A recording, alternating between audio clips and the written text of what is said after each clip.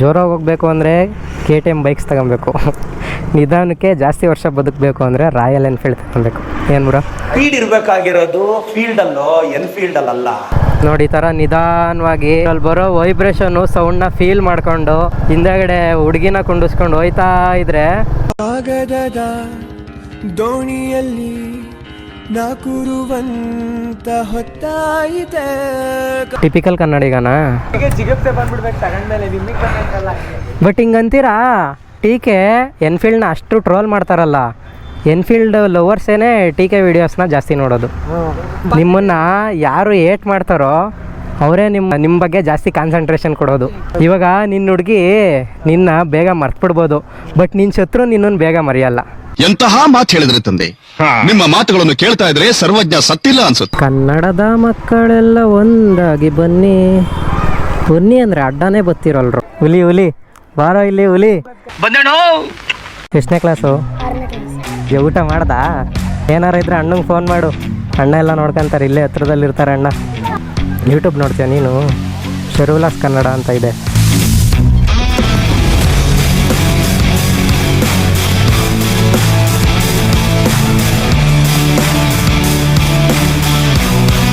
Hi fam, welcome back to my new video. So ನಾವು ಈ ವಿಡಿಯೋದಲ್ಲಿ ಏನು ಮಾಡ್ತಿದ್ದೀವಿ ಅಂತಂದರೆ ರಾಯಲ್ ಎನ್ಫೀಲ್ಡ್ನ ರಿವ್ಯೂ ಮಾಡ್ತಾಯಿದ್ದೀವಿ.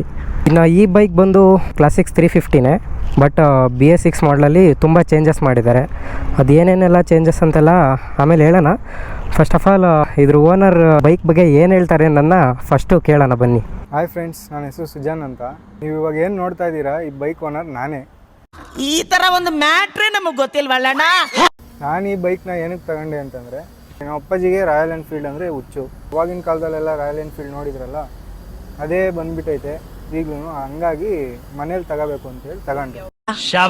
ಗೋಲ್ಡ್ ಈಸ್ ಗೋಲ್ಡ್ ಅಂತ ಇನ್ನೂ ಅಪ್ಪ ಹಾಕಿದ ಆಲದ ಮರ ಅಂತಾನೆ ಇನ್ನೂ ತುಂಬ ಜನ ಇದೇ ಬೈಕ್ಸ್ನೇ ತಗೊಂಡು ಓಡಿಸ್ತಿದ್ದಾರೆ.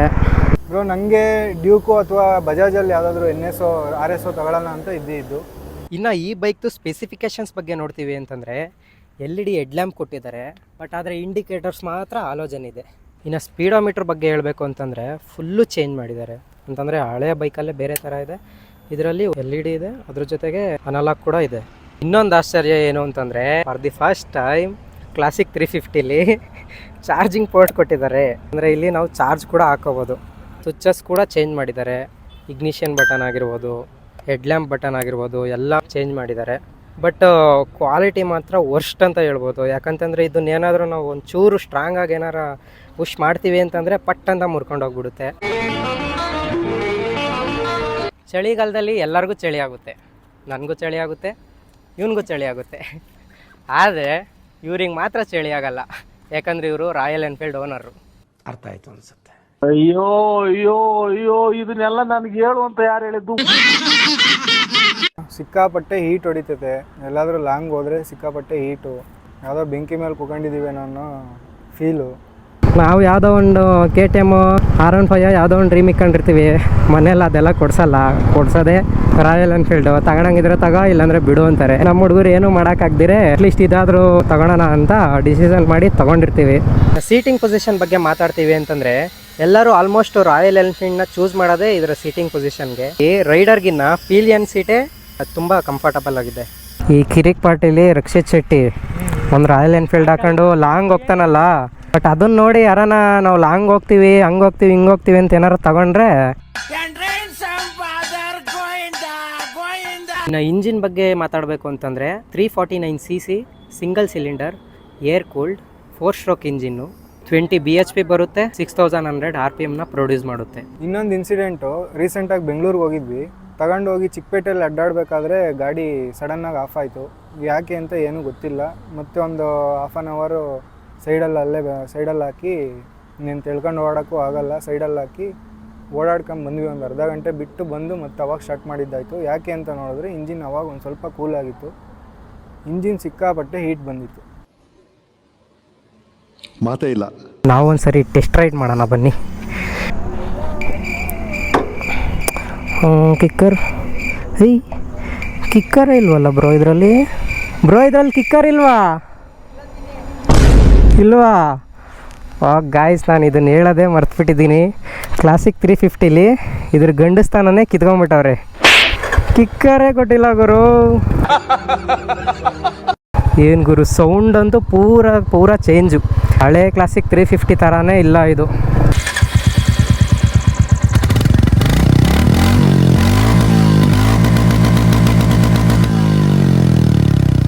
ಇದ್ರ ಗಂಡು ಸ್ಥಾನನೇ ಕಿತ್ಕೊಂಡ್ಬಿಟ್ಟವ್ರೆ.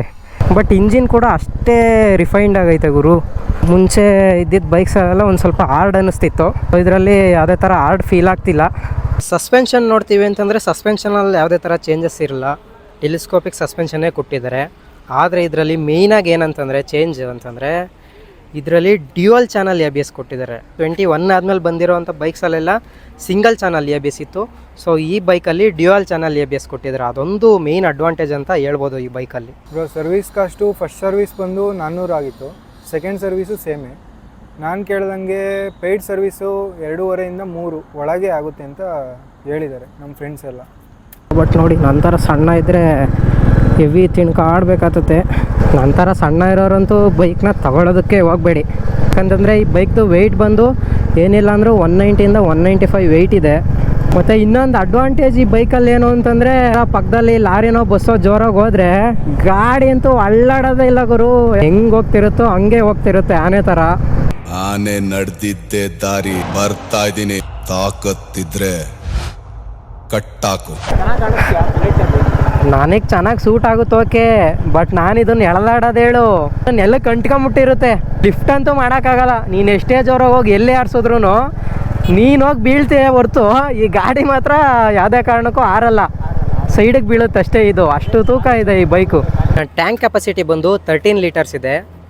ಮೈಲೇಜ್ ಬಂದು ಓನರ್ನೇ ಕೇಳಿ. ಮೈಲೇಜು ಒಂದು ಸಿಟಿಲಿ 25-30, ಹೈವೇಲಿ 35-40. ರಾಯಲ್ ಎನ್ಫೀಲ್ಡ್ ಅಂದ್ರೇ ಗತ್ತು. ಇದು ಶೋರೂಮಲ್ಲೇ ಕೊಟ್ಟಿರೋದಾ ಬ್ರೋ ಹೆಲ್ಮೆಟು? ಹಾಂ, ಶೋರೂಮಲ್ಲೇ ಕೊಟ್ಟಿರೋದು. ಈಗ ಬರ್ತಾರೆ ಹೆಲ್ಮೆಟಲ್ಲಿ ಗ್ಲಾಸು ಇಲ್ಲ, ಗ್ಲಾಸು ಇಲ್ಲ. ಅದನ್ನು ಕಳ್ಕೊಂಡು ಮೋಸ್ಟ್ಲಿ ನೆಕ್ಸ್ಟ್ ಹೋಗ್ತಾ ಇದೇನು ಕೊಡಲ್ಲ ಅನಿಸುತ್ತೆ, ಬರೀ ಸ್ಪಾಂಜ್ ಕೊಟ್ಬಿಟ್ಟು ತಲೆಗೆ ಹಾಕೊಂಡು ಹೊರಟೋಗ್ರಿ ಅಂತ ಕೊಟ್ಬಿಡ್ತಾರೆ. ರಾಯಲ್ ಎನ್ಫೀಲ್ಡ್ ಅಂದ್ರೇ ಗತ್ತು. ನಾನು ಇದನ್ನು ಕಸ್ಟಮ್ ಬಿಲ್ಡ್ ಮಾಡಿಸಿರೋದು, ವಿತ್ ಸ್ಪೋಕ್ಸ್ ಬರೋದಿದು. ನಾನು ಎಕ್ಸ್ಟ್ರಾ ಚಾರ್ಜಸ್ ಪೇ ಮಾಡಿ ಅಲಾಯ್ ವೀಲ್ಸ್ ಹಾಕ್ಸಿರೋದು. ಇದು ಅಲಾಯ್ ವೀಲ್ಸ್ ಏನಕ್ಕೆ ಹಾಕ್ಸ್ತಾರೆ ಅಂತಂದರೆ, ಸೊ ನೀವು ಸ್ಪೋಕಲ್ಲೆಲ್ಲ ನೋಡಿರ್ತೀರಾ ಎಲ್ಲ ಟ್ಯೂಬ್ ಬರುತ್ತೆ. ಸೊ ಟ್ಯೂಬ್ ಬರೋದ್ರಿಂದ ಏನಾದರೂ ಪಂಚರ್ ಆದರೆ ಅಲ್ಲೇ ಪಂಚರ್ ಹಾಕ್ಸ್ಬೇಕಾಗುತ್ತೆ, ನಾವೆಲ್ಲೂ ಲಾಂಗ್ ಡಿಸ್ಟೆನ್ಸ್ ಟ್ರಾವೆಲ್ ಮಾಡೋದಕ್ಕಾಗಲ್ಲ. ಬಟ್ ಟ್ಯೂಬ್ಲೆಸ್ಸಲ್ಲಿ ಏನಾಗುತ್ತೆ ಅಂತಂದರೆ ಪಂಚರ್ ಆದರೂ ಕೂಡ ನಾವು ಈಸಿಯಾಗಿ ರೆಡಿ ಮಾಡ್ಕೋಬೋದು. ಇಲ್ಲಾಂತಂದರೆ ಒಂದು 20 to 30 ಕಿಲೋಮೀಟರ್ಸ್ ಹೋಗೋ ಚಾನ್ಸಸ್ ಕೂಡ ಟ್ಯೂಬ್ಲೆಸ್ಸಲ್ಲಿ ಇರುತ್ತೆ. ಸೊ ಹಂಗಾಗಿ ಇದನ್ನು ಅಲಾಯ್ ವೀಲ್ಸ್ ಆಗಿ ಚೇಂಜ್ ಮಾಡಿಸಿದ್ದಾರೆ. ಈ ಬೈಕ್ದು ಆನ್ ರೋಡ್ ಪ್ರೈಸ್ ಹೇಳಬೇಕು ಅಂತಂದರೆ 2,80,000 ಇದೆ. ಇನ್ನು ಈ ಬೈಕ್ದು ಟಾಪ್ ಸ್ಪೀಡ್ ಕೇಳ್ತೀರಾ ಅಂತಂದರೆ 115ಇಂದ 120ವರೆಗೂ ಹೋಗುತ್ತೆ. 100 ಮೇಲೆ ಹೋದರೆ ಸ್ವಲ್ಪ ವೈಬ್ರೇಷನ್ಸ್ ಬರೋ ಚಾನ್ಸಸ್ ಇದೆ. ವೈಬ್ರೇಷನ್ ಬಂದೇ ಬರುತ್ತೆ. ಯಾಕಂತಂದರೆ ರಾಯಲ್ ಎನ್ಫೀಲ್ಡು ಏನಕ್ಕೆ ಫೇಮಸ್ ಅಂತಂದರೆ ವೈಬ್ರೇಷನ್ಗೇನೆ.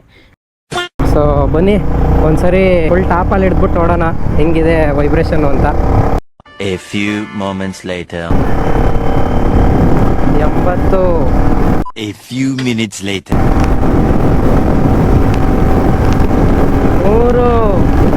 3 days later. 110.